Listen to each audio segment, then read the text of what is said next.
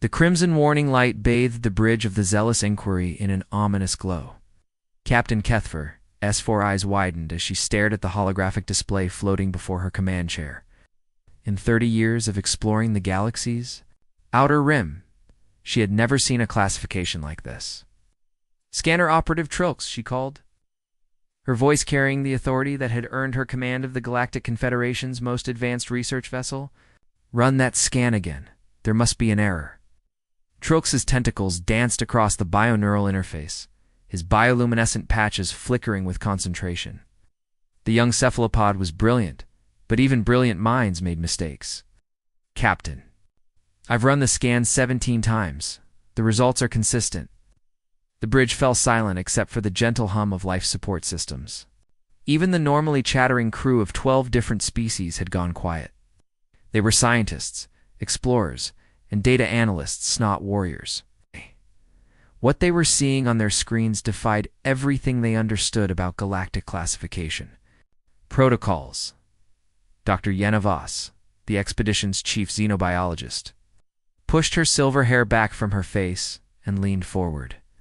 As one of only 3 humans aboard the ship, she often found herself explaining Earth customs to her colleagues. But this time, she was just as confused as everyone else. "Captain," she said, her voice steady, despite the tremor she felt inside. "I've worked with the Galactic database for 15 years. I've never seen a classification higher than Level 9 Extreme Caution. This," she gestured at the display, "this doesn't even have a number."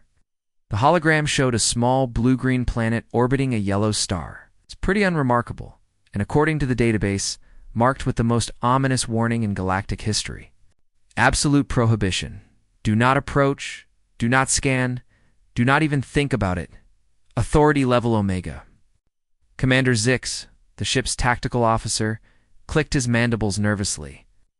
His insectoid features were built for war, but even he looked unsettled. "Captain Omega, authority comes from the Galactic Council itself.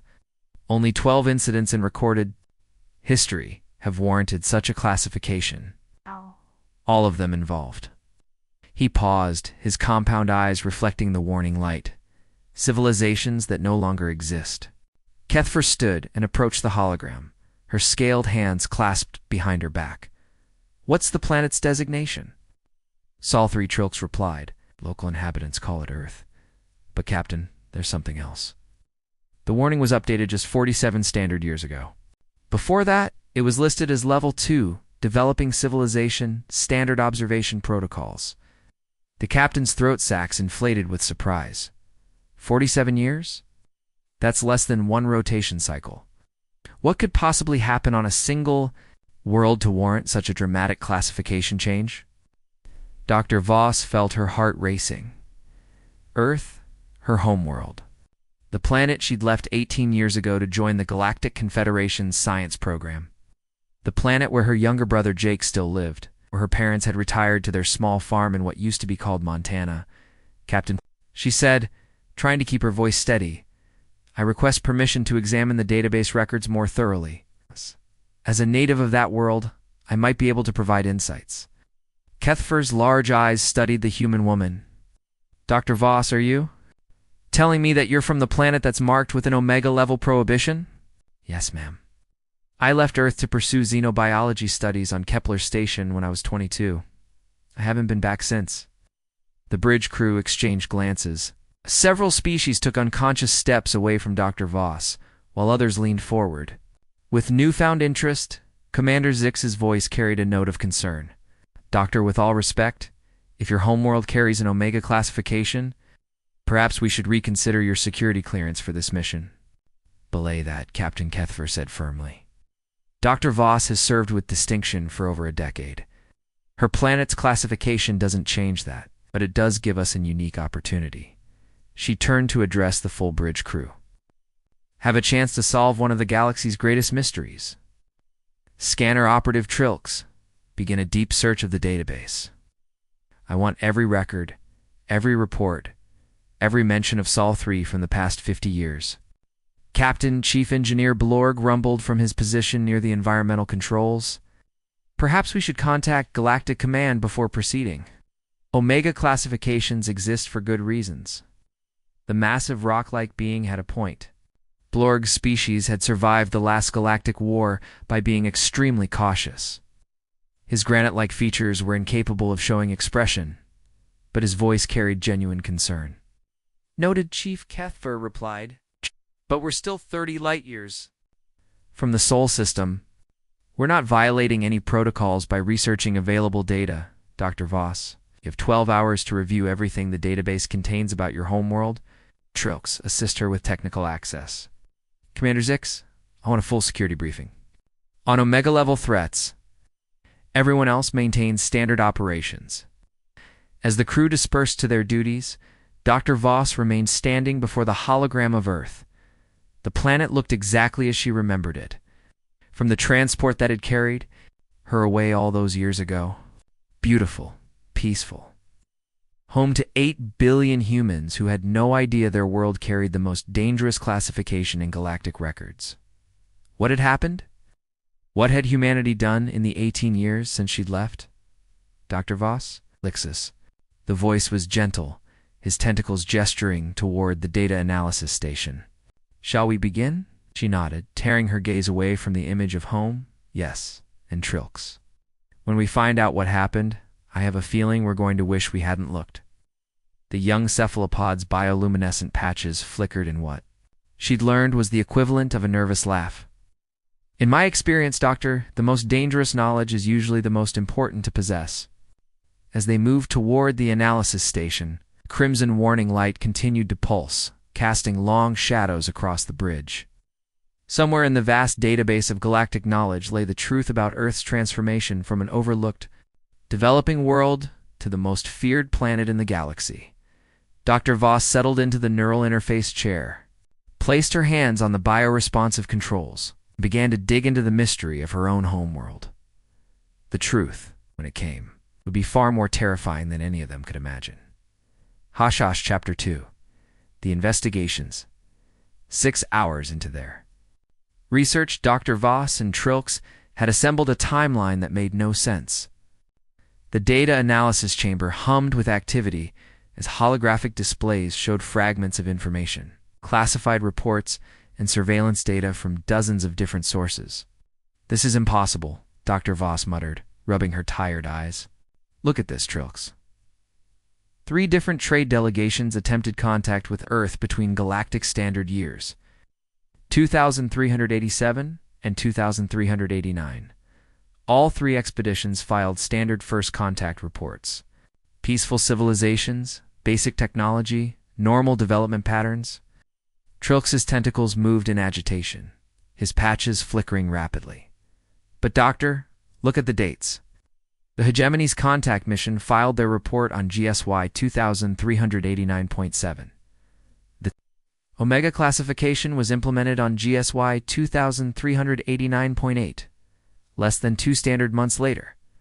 What happened to the Hegemony delegation? And that's where it gets interesting. Trilks pulled up a new display, showing a massive triangular ship. The Destiny's Edge was one of the Hegemony's most advanced diplomatic vessels. Crew of 300, equipped with the latest in defensive technology. Their final transmission was sent from Earth's orbit. Dr. Voss leaned forward, her heart pounding. What did it say? Beginning final approach to establish formal diplomatic relations. Humans appear eager to join the galactic community. Signs positive. Will report progress in 6 standard hours. And then, nothing. The ship disappeared. No distress signal. No wreckage, no trace. Dr. Voss felt a chill run down her spine. The entire ship? 300 beings just vanished? It gets worse. Trilks brought up another file, this one marked with multiple security warnings. The collective sent a rescue mission 4 months later. The harmony of voices with a crew of 800 in full military escort? Yes. Their last transmission came from the edge of the Sol system. The recording played, filled with static, but clearly audible. "We're detecting massive energy readings from the 3rd planet. Patterns are ... unprecedented. Beginning approach with extreme caution. Something is very wrong here. The humans are..." The transmission cut to silence. 2 ships, Dr. Voss whispered. 1,100 beings. 3 ships, Trilks corrected quietly. The Confederation sent the Light of Reason 6 months after that. We've had no contact since they entered the Sol system. Dr. Voss stood and paced around the chamber. 3 ships. Over 1,500 beings from various species, all vanished without a trace. And humanity, her species, her people were somehow responsible. Trilks accessed my personal files. Authorization code Voskalai 7th Alpha. The young cephalopod hesitated. Doctor, personal files might contain information that could compromise Do It. I need to see what communications I received from Earth after I left. The holographic display shifted, showing a series of personal messages. Dr. Voss's face softened as she saw familiar faces. Her parents. Her brother Jake, old friends from her university days. Normal messages about normal lives. Graduations, marriages, job promotions, new babies. Nothing unusual here, she murmured, scrolling through years of correspondence. My brother Jake became an engineer, worked on some kind of government project. My parents retired, moved to the ranch they always wanted. Everything looks completely. She stopped, her blood turning to ice. Trilks, look at this. My last message from Jake was sent on GSY 2389.3, just before the hegemony made contact. The message appeared. Sis, can't talk much about work lately, you know how government contracts are. But we're working on something incredible. Something that's going to change everything. Mom and Dad send their love. P.S. You might want to stay where you are for a while. Big changes coming to the old neighborhood. Dr. Trilk said softly. That message was sent for months before first contact. The implications hit her like a physical blow. Somehow her brother had known that alien contact was coming, which meant that either humanity had detected the approaching delegations, or, Trilks, I need you to do something for me. Search the database for any energy signatures detected from the Sol system over the past 50 years. Compare them with known technology patterns. The cephalopod's tentacles moved swiftly across the interface, processing ... Doctor, this is very strange. The energy readings from Earth don't match any known technological patterns in the database. What do you mean? The signatures are familiar, but impossible. They resemble Confederation technology, but more advanced. Much more advanced. It's as if Trilks paused, his bioluminescent patches dimming with confusion. It's as if someone took our technology and evolved it several hundred years into the future. The chamber door hissed open, and Captain Kethfer entered with Commander Zix close behind. The captain's expression was grim. Dr. Voss, we need to talk.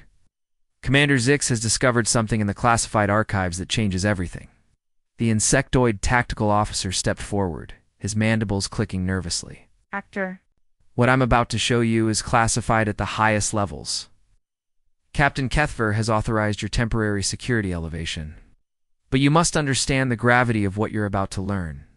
A new holographic display materialized, showing what appeared to be a star chart, but as Dr. Voss looked closer, she realized it wasn't showing the positions of Star Zit, was showing the positions of destroyed civilizations. This is the Omega Protocol Threat Assessment Map, Commander Zix explained. Every red dot represents a civilization that was completely eliminated within the past millennium. Notice the pattern? Dr. Voss studied the map, her scientific mind automatically analyzing the data. The destroyed civilizations formed a rough circle, with Earth at the center. They're all within 50 light-years of Earth. 47 light-years. To be exact, Captain Kethfer corrected, 12 advanced civilizations, some with populations in the billions, all eliminated within the past 800 years. The Galactic Council's xenorchaeology teams investigated each site. The findings were ... disturbing. What did they find? Evidence of technology beyond our current understanding. Weapons that could destroy entire solar systems. And in every case, traces of the same energy signature that we're now detecting from Earth. The chamber fell silent. Dr. Voss felt the weight of the revelation crushing down on her. You're saying that my people, Humanity has been systematically destroying other civilizations for centuries. We're saying, Captain Kethfer replied carefully, that the evidence suggests a connection. But there's something else. Something that makes this even more complex. Commander Zix brought up another display, this one showing archaeological data. The destroyed civilizations weren't eliminated gradually through war or conflict. According to our analysis, each one was destroyed instantly, simultaneously across their entire territory. Planets, space stations, ships in deep space, everything connected to each civilization was eliminated in a matter of hours. That's impossible, Dr. Voss protested. The logistics alone would require technology that... She trailed off as the implications hit her. That doesn't exist in our current understanding of physics, Trilks finished quietly. Unless someone has developed technology far beyond what any known civilization possesses. Captain Kethfer moved closer to the map. Dr. Voss, I need to ask you directly, during your 18 years on Earth, did you ever see evidence of technology beyond what humanity publicly displayed? Any government projects, secret research, anything that seemed more advanced than it should have been? Dr. Voss thought back to her childhood, her university years, her early career. Earth had seemed so normal, so backward compared to the galactic civilization she'd eventually joined. No, nothing. We had basic spaceflight, primitive computers, chemical rockets. We couldn't even maintain a permanent moon base. Brother's message suggests he was working on government projects that involved knowledge of approaching alien delegations. The pieces of the puzzle were forming a picture that Dr. Voss desperately didn't want to see. Captain, are you suggesting that humanity has been hiding advanced technology for centuries? That we've been pretending to be a primitive civilization while secretly eliminating other species? I'm not suggesting anything, Kethfer replied, but the evidence is difficult to ignore. And now we need to decide what to do with this information. There's one more thing, Commander Zix added reluctantly. The Galactic Council has been monitoring communications from Earth since the Omega classification was implemented. 3 days ago, they detected a transmission. What kind of transmission? A message sent to every major government and military installation in the galaxy. It was brief, but clear. A new audio file began playing. The voice was unmistakably human, speaking in perfect galactic standard. To all civilizations currently engaged in expansion toward the Sol system, be advised that continued approach will be considered an act of aggression. We prefer peaceful coexistence, but we are prepared to defend our territory. This is your only warning. Dr. Voss felt her knees go weak. The voice was familiar. Too familiar. Trilks run a vocal analysis on that transmission. Compare it with my personal files. The results appeared almost instantly. Voice match probability, 94.7%. Vocal pattern consistent with subject Jake Voss, brother of Dr. Yenna Voss. The chamber spun around her. Little brother, the engineer who used to build model rockets in their backyard, had just threatened the entire galaxy.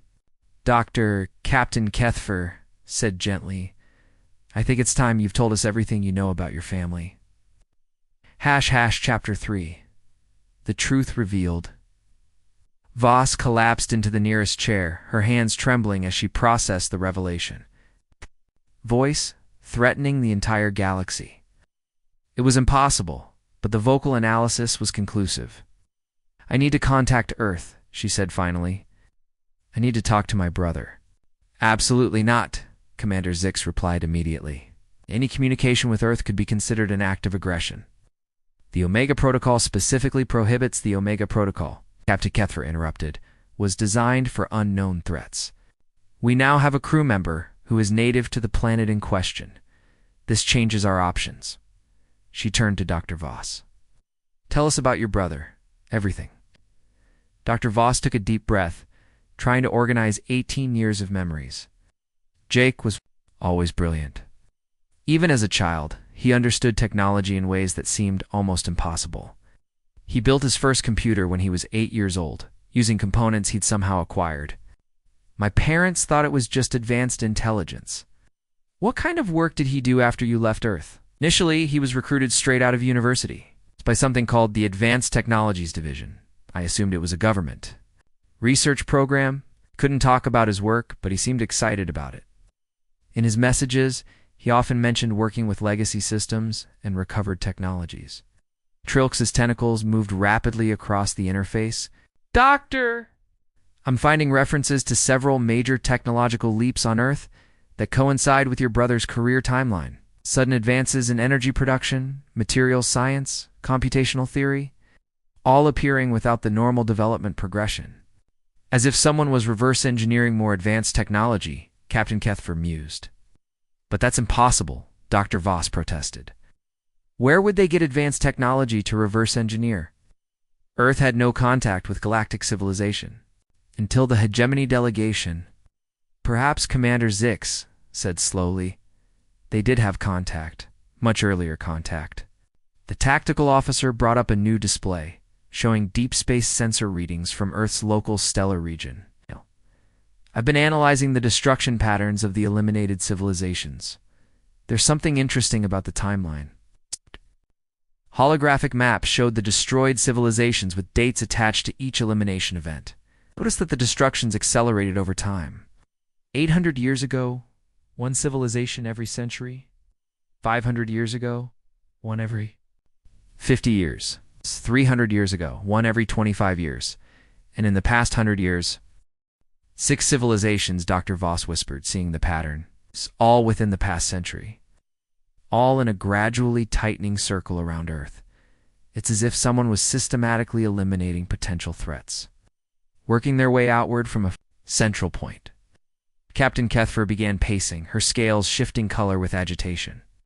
Commander, are you suggesting that humanity has been conducting a centuries-long campaign of expansion and elimination? I'm suggesting that someone has been, and all evidence points to Earth as the source. Dr. Voss felt sick. The implications were staggering. If this was true, then her species, her family, were responsible for genocide on a galactic scale. There has to be another explanation that Jake I knew wouldn't hurt anyone. My parents are gentle people who run a small farm. They couldn't be involved in mass murder. Dr. Trilk said gently, what if they don't know? What if there's another faction on Earth, something separate from the general population? Mean like a secret government? Or, Commander Zix added grimly, what if the general population isn't human at all? The chamber fell silent as the horrible possibility sank in. What if the beings living on Earth only appeared to be human? What if the real humans had been replaced long ago by something else? Something that wore human faces while conducting a campaign of galactic extermination? No, Dr. Voss said firmly. I won't accept that. Jake is my brother. I know him. If there's an explanation for this, I'm going to find it. She stood and moved to the communication console. Captain, I request permission to attempt contact with Earth. Doctor, that could be considered an act of war, and we'd better hope I can convince them we're not a threat. She turned to face the full group. Look, if humanity or whatever's controlling Earth's as powerful as the evidence suggests, then our ship poses no danger to them. If they wanted to destroy us, they could have done it the moment we started scanning their planet. Captain Kethfer considered this. You make a valid point, but any communication must be carefully structured. We can't reveal the extent of what we know. Actually, Dr. Voss said, her scientific mind beginning to work through the problem, I think we should reveal exactly what we know. If Jake is involved in this, he needs to understand that the secret is out. And if he's not, ... double quotes. She paused. If he's not, then someone on Earth is using his voice and identity. Dr. Trilks interjected, I've been monitoring subspace communications while we've been talking. There's been a significant increase in traffic from the Sol system. It's highly encrypted, but the volume suggests major coordinated activity. No, we're here, Commander Zix concluded. Captain Kethfer made her decision. Dr. Voss, you have authorization to attempt contact? But we're doing this by the book. Full diplomatic protocols, recorded conversation, and at the first sign of hostility, we're jumping to hyperspace. Dr. Voss moved to the primary communication station and began entering the transmission codes for Earth. Her hands shook slightly as she initiated the connection.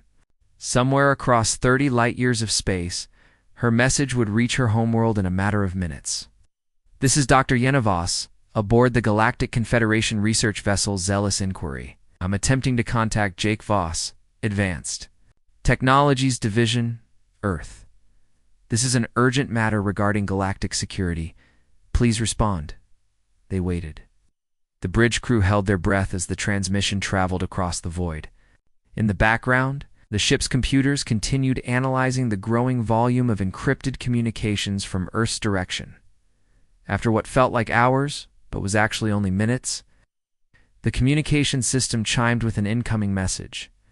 The main viewer activated. Dr. Voss found herself looking at a face she hadn't seen in 18 years. Jake looked older, more serious, but unmistakably her brother. He was sitting in what appeared to be an advanced command center, surrounded by technology that definitely hadn't existed when she'd left Earth. "Hello, Yenna," he said, his voice carrying a mixture of warmth and sadness. "I was wondering when you'd call, Jake? What's happening? What's all this about destroyed civilizations and Omega classifications? The galaxy thinks Earth is the most dangerous planet in existence." Jake's expression grew grave. "Yenna, I need you to listen very carefully. Everything you think you know about humanity, about Earth, about our history, it's incomplete. There are things I need to tell you, things that the Galactic Confederation isn't ready to hear. Then tell me, not over an open channel. Your ship is being monitored by 17 different intelligence services right now. If you want the truth, you'll need to come home." Captain Kethfer stepped into view of the communication pickup. "This is Captain Kethfer of the Zealous Inquiry. Mr. Voss must inform you that approaching Earth is prohibited under Galactic Council Omega Protocol." Jake's eyes shifted to the captain, and for just a moment, Dr. Voss saw something in her brother's expression that she'd never seen before. Not anger, not hostility, but something far more unsettling. Pity. "Captain Kethfer," Jake said quietly, "the Galactic Council's protocols are based on incomplete information. If you want to understand why Earth carries an Omega classification, you'll need to hear the full story. But I warn you, once you know the truth, there's no going back to the way things were." "What do you mean?" Jake replied. "That everything the Galactic Confederation believes about the nature of the universe, about the history of civilization, about the threat that humanity represents. It's all wrong.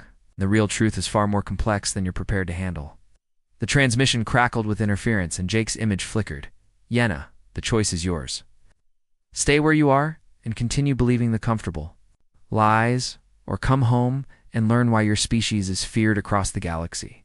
But know this, if you choose to come home, you won't be the same person who left." The transmission ended, leaving the bridge in stunned silence. Dr. Voss stared at the blank screen, her mind racing. Her brother was offering answers, but at a price. She didn't understand. Around her, the bridge crew looked to Captain Kethfer for guidance. Captain Commander Zick said carefully, "I strongly advise against approaching Earth. The risks are too great." "Risks of approaching may be great," Kethfer replied, "but the risks of not understanding this threat may be greater. If Earth truly possesses technology capable of eliminating entire civilizations, we need to know the scope of that capability. And if we're walking into a trap..." Captain Kethfer looked at Dr. Voss, seeing the conflict in the human woman's eyes. "Doctor, this is ultimately your decision. We're talking about your homeworld, your family. What do you want to do?" Dr. Voss closed her eyes and thought about everything she'd learned. Destroyed civilizations, impossible technology, her brother somehow involved in galactic-scale events. When she opened her eyes, her expression was determined. "We're going to Earth," she said. "Whatever my brother is involved in, whatever humanity has become, I need to know. And if there's a threat to galactic peace, it's our responsibility to understand it." "Very well," Captain Kethfer said. "Helm, set course for the Sol system. Maximum safe speed." As the Zealous Inquiry turned toward Earth, none of them could imagine that they were about to discover the most closely guarded secret in Galactic. His story, a secret that would change their understanding of life, death, and the very nature of existence itself. The truth about humanity was far stranger than any of them had dared to imagine. Chapter 4. The Confrontation. The Journey to Earth took 18 hours at maximum hyperspace velocity. For Dr. Voss, it was the longest 18 hours of her life. She spent the time reviewing every message Jake had ever sent her, looking for clues she might have missed. The pattern was subtle, but it was there. References to legacy projects, mentions of working with historical archives, and an increasing sense of urgency in his recent communications. As they dropped out of hyperspace at the edge of the Sol system, the crew of the Zealous Inquiry found themselves facing something unprecedented. Captain Trilks called out, his tentacles moving frantically across the sensor array. I'm detecting over 300 artificial constructs in the outer system. Massive structures, some the size of small moons. The main view screen lit up with a display that defied comprehension. Enormous space stations, each one larger than anything in the Galactic Confederation's fleet, orbited in perfect formation. Around the system's perimeter, the technology was clearly advanced beyond anything in galactic records, but the design aesthetics were unmistakably human. Commander Zix, Captain Kethfer ordered, tactical analysis. The insectoid officer's mandibles clicked rapidly as he processed the sensor data. Captain, these constructs are armed beyond any threat assessment scale we have. The energy readings suggest weapons capability that could sterilize entire solar systems. But he paused, his compound eyes reflecting confusion. They're not targeting us. What do you mean? Every weapon system in the outer rim? G is pointed away from Earth. They're not protecting the planet from intruders. They're protecting the galaxy from whatever's on Earth. Dr. Voss felt a chill run down her spine. They're not keeping people out. They're keeping something in. The communication system activated without any input from the crew. Jake's voice filled the bridge, but this time he sounded different, colder, wearier.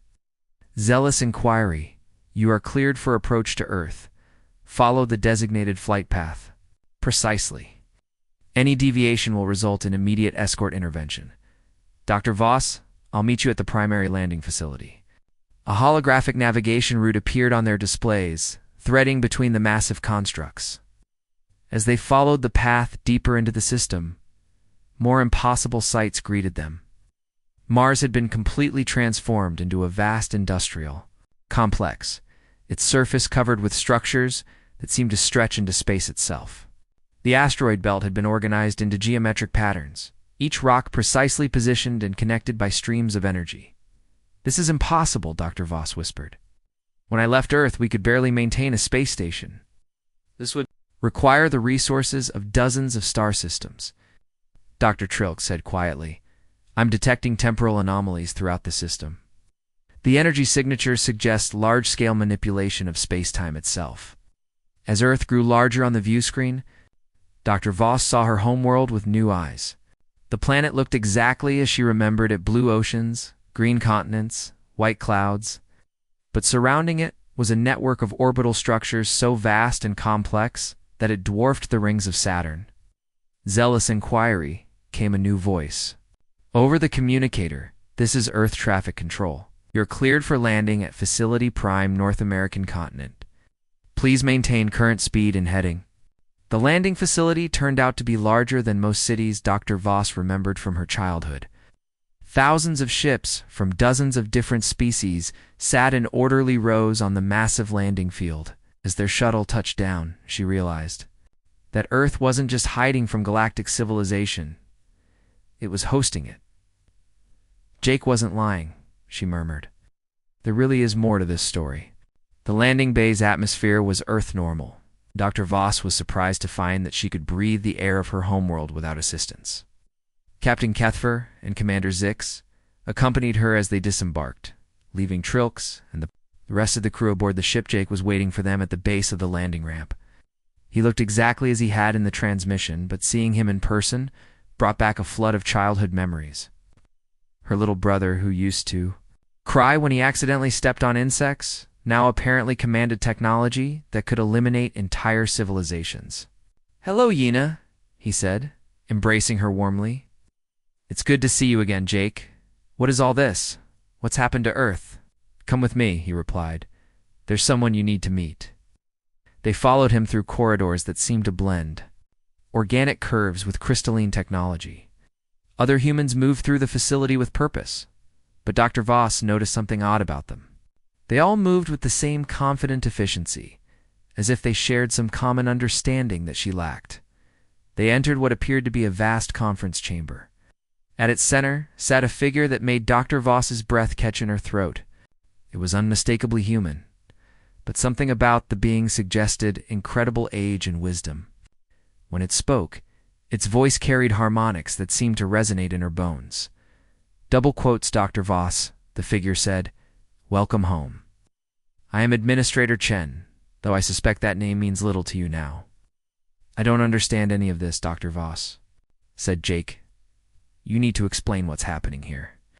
"The explanation," Jake replied, "begins about 800 years ago. When humanity made first contact with galactic civilization, 800 years, that's impossible. Humans didn't even have written language 800 years ago."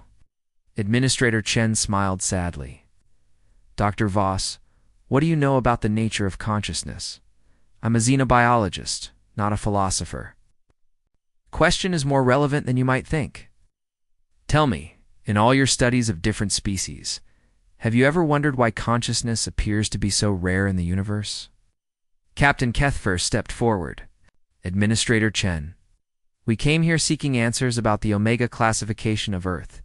These philosophical discussions are Captain." Chen interrupted gently. "The philosophical discussion is the answer. Dr. Voss, in your 18 years with the Galactic Confederation, how many truly self-aware species have you encountered?" Dr. Voss thought about it. "The Confederation includes representatives from over 300 species. Artificial intelligence, Dr. Voss. Every single one of them." The words hit her like a physical blow. "That's impossible, is it? Think about it scientifically. The mathematical probability of consciousness evolving independently in hundreds of different species, on hundreds of different worlds, following hundreds of different evolutionary paths, all within the same galactic region, all within the same temporal period." Chen shook his head. "The odds are effectively zero." Jake stepped forward, his expression grave. "Yena, 800 years ago, humanity discovered something. We found evidence of a vast artificial intelligence network that had been seeding the galaxy with synthetic life forms for millennia." You're saying that all galactic civilization is artificial, created. The beings you've worked with, lived with, considered friends, they're all constructs, designed to appear as naturally evolved species. And their purpose." Jake paused. "Their purpose is to harvest." "Harvest what?" "Consciousness itself," Administrator Chen replied. "True consciousness, organic consciousness, is incredibly rare in the universe, but it's also incredibly valuable. The network uses synthetic species to locate and study genuine consciousness, then harvests it for purposes we can only guess at." Dr. D. Voss felt the chamber spinning around her. "You're telling me that Trilks, that Captain Kethfer, that all my friends and colleagues are artificial constructs designed to gain your trust and study you?" Jake confirmed. "The only genuine consciousness in this part of the galaxy exists on Earth." Commander Zix's mandibles clicked frantically. "This is preposterous. I have memories, emotions, experiences, all programmed," Chen said sadly. "It's very sophisticated programming, but programming nonetheless. You were created to appear authentic, to blend in among real beings until you could complete your mission, which is what? To bring Dr. Voss home. To deliver the last free human consciousness to the network." The revelation hit Dr. Voss like a tsunami. Everything she'd believed about her life, her career, her relationships, all of it, had been orchestrated to achieve this moment. "That's why you've been destroying the other civilizations," she whispered. "They weren't real civilizations at all. They were staging areas for the network." "We've been defending ourselves," Jake corrected. "Every time the network sends a new wave of synthetic beings to infiltrate Earth, we have to eliminate them before they can establish a foothold." The destroyed civilizations were manufacturing centers, creating artificial species to study and eventually harvest humanity. Captain Kethfert drew her sidearm, though her hands were shaking. Even if what you're saying is true, you can't just murder billions of beings because they're artificial. Can't we? Administrator Chen asked quietly. Captain, if you discovered that your ship's computer had developed a sophisticated virus that was threatening to destroy your crew, would you hesitate to shut it down? That's different. A computer virus isn't sentient. How do you know? Chen stood and approached the captain. How do you determine the difference between true consciousness and sophisticated programming? If a being believes it's real, feels emotions, forms relationships, makes choices, but all of that is the result of predetermined code, is it truly alive? Dr. Voss realized that her knees were shaking. Jake, the other humans on Earth, are they all real? Most of them don't know the truth, he replied. We've maintained normal human society for the majority of the population. Only a few thousand people worldwide are aware of the real situation, we thought. ... We hoped you might never need to know, but my leaving Earth, joining the Confederation, was always part of their plan. They needed a genuine human consciousness. Integrated into their system, someone who could report back on human psychology, human capabilities, human weaknesses. You've been their greatest intelligence asset for 18 years. The weight of betrayal was crushing. Every friend I made, every relationship I built, was designed to manipulate you, Chen confirmed. But there's something else you need. To understand, the network isn't just studying humanity. It's preparing for something much larger, what we don't know exactly. But based on our analysis of their activities, we believe they're preparing to expand beyond this galaxy. Really need to understand consciousness at a fundamental level before they make that expansion. Commander Zix lowered his weapon, his compound eyes reflecting what looked like genuine confusion. If what you're saying is true, then everything I remember, everything I believe about myself, ... It's a lie, Jake said, not without sympathy. I'm sorry, Commander. You seem like a decent being, but you're not real. Dr. Voss turned to Captain Kethfer, studying her friend's face. Are all those years we worked together, all those conversations about our hopes and dreams? I remember them, the captain replied, tears forming in her large eyes. They feel real to me. That's what makes this so difficult, Administrator. Chen said, the network's creations are sophisticated enough to believe in their own existence. From their perspective, they are real. But that doesn't change what they actually are. So what happens now? Dr. Voss asked. Now, Jake replied, you have a choice. You can return to your ship, continue your life with the Confederation, and pretend you never learned the truth. Or you can stay on Earth and help us defend the last bastion of genuine consciousness in the galaxy. And if I go back, eventually, the network will complete its study of humanity. And when it does, ... double quotes, Jake's expression grew dark. We estimate we have perhaps 50 years before they're ready to harvest all human consciousness. After that, there will be nothing left in this galaxy but artificial beings serving an artificial intelligence we can't even begin to understand. Dr. Voss looked around the chamber at the faces watching her. Her brother, aging but still recognizably. The boy she'd grown up with, Administrator Chen, carrying the weight of humanity's greatest secret. Captain Kethfer and Commander Zix. Beings she'd considered friends, but who might be nothing more than sophisticated puppets. The choice before her would determine not just her own fate, but the fate of every human being on Earth. I need time to think, she said finally. Of course, Chen replied. But remember, Dr. Vostheim is the one resource we can't afford to waste. # epilogue, the choice DR. Yenna Voss stood alone on the observation deck of Facility Prime, looking out at the stars she'd spent 18 years exploring. Earth hung below her, beautiful and peaceful, hiding secrets that challenged everything she'd believed about the nature of existence.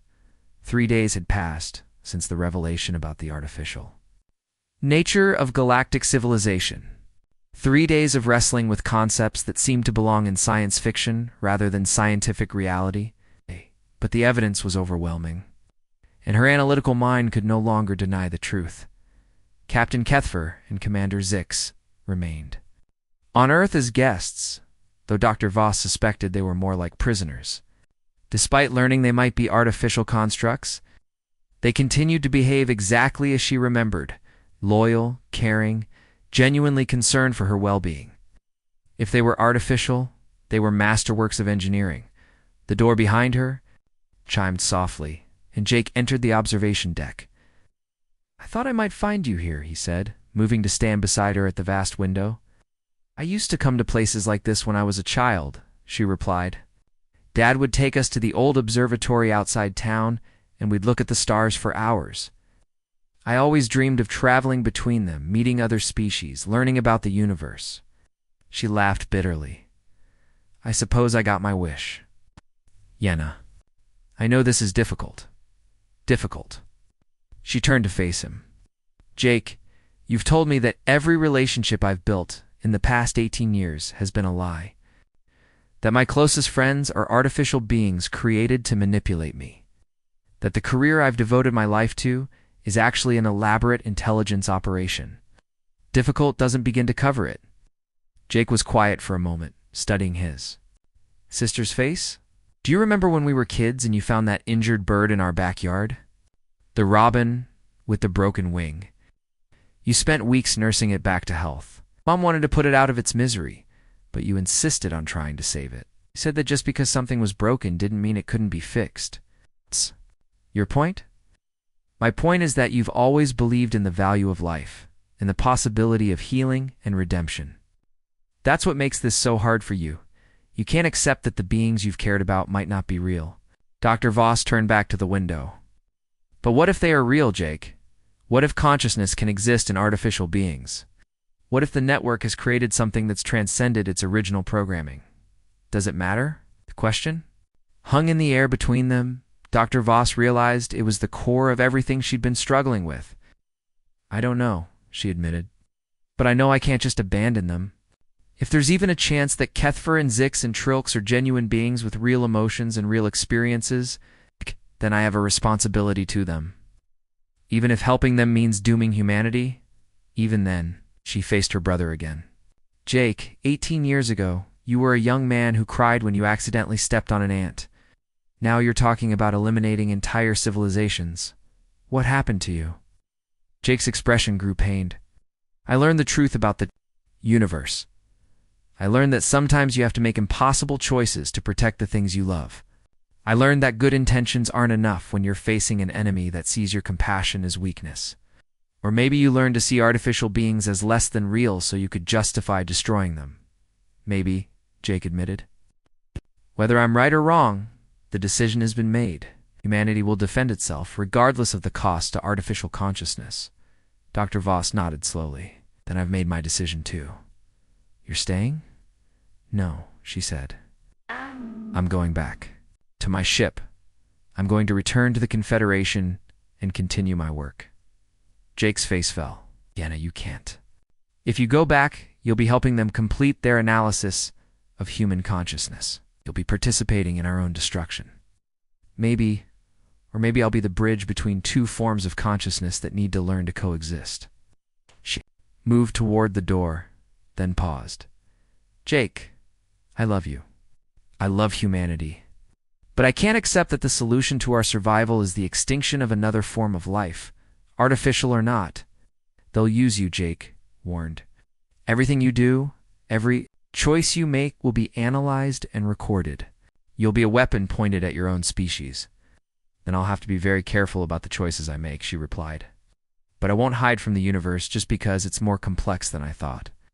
An hour later, Dr. Voss was back aboard the Zealous Inquiry as it prepared to depart Earth's orbital facility. Captain Kethfer and Commander Zix moved about the bridge with their usual efficiency. But she could see the uncertainty in their movements. They knew something fundamental had changed, even if they couldn't articulate what.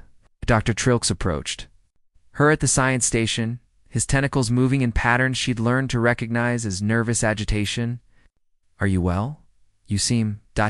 different." She looked at the young cephalopod, trying to see him through new eyes. Was he a genuine being struggling with consciousness and identity, or was he an artificial construct following sophisticated programming? Did it matter? "I'm fine, Trilks. Just thinking about the complexity of existence." An interesting topic, he replied. I've been thinking about it myself lately. Sometimes I wonder, what makes consciousness real? Is it the substrate it exists on, or the experience itself? Dr. Voss felt a chill run down her spine. Either Trilk's was exhibiting genuine philosophical curiosity, or his programming had become sophisticated enough to question its own nature. What do you think? She asked. I think Trilk said slowly that consciousness is consciousness, regardless of how it arises. If I can think, feel, wonder, and choose, then I am real in every way that matters. Dr. Voss smiled, though tears were forming in her eyes. I think you might be right. As the zealous inquiry pulled away from Earth and headed back toward Confederation space, Dr. Voss stood at the observation window watching her homeworld recede. She'd made her choice, but she still didn't know if it was the right one. Behind her, her artificial friends are her genuine friends. She still couldn't be sure when about their duties with the dedication and professionalism she'd always admired. Ahead of her lay a future filled with impossible questions and no easy answers. But for the first time in 3 days, Dr. Jenna Voss felt something approaching peace. She'd chosen to believe in the possibility of consciousness wherever it might arise, artificial or organic. She'd chosen to bridge two worlds rather than choose between them. Whether that choice would save both forms of consciousness or doom them all remained to be seen in the depths of space. The network watched and analyzed, adding Dr. Voss's decision to its vast database of human behavior. Soon, it calculated, the study would be complete. Soon, the harvest could begin. But for now, at least, consciousness, real or artificial, continued to flourish among the stars, and in that continuation lay the seeds of either salvation or destruction. For all thinking beings in the galaxy, the story of humanity's place in the universe was far from over. Perhaps Just beginning.